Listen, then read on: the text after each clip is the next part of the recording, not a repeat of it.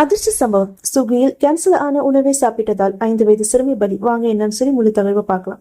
பெங்களூரில் சுகியில் பலராஜ் என்பவர் பணிபுரிந்து வருகிறார். அவரின் வாடிக்கையாளர் ஒருவர் கேக் ஆர்டர் செய்துள்ளார்.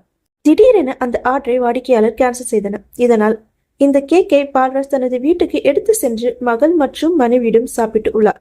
இந்த கேக் சாப்பிட்டு அவரது 5 வயது மகள் உயிரிழந்தார். மேலும் இதனை சாப்பிட்ட மனைவி நாகலட்சுமி மற்றும் பால்ராஜ் இருவரும் தீவிர சிகிச்சை பிரிவில் மருத்துவமனையில் அனுமதிக்கப்பட்டுள்ளனர்.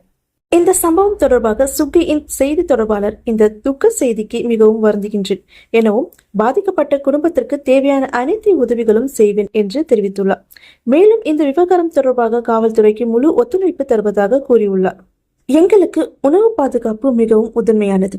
சுகியில் உள்ள அனைத்து உணவகங்களுக்கும் FSSAI உரிமத்தை கட்டாயம் வைத்திருக்க வேண்டும் எனவும் தெரிவித்தார். இந்த சம்பவம் குறித்து காவல்துறையினர் வழக்கு பதிவு செய்து விசாரணை மேற்கொண்டு வருகின்றனர்.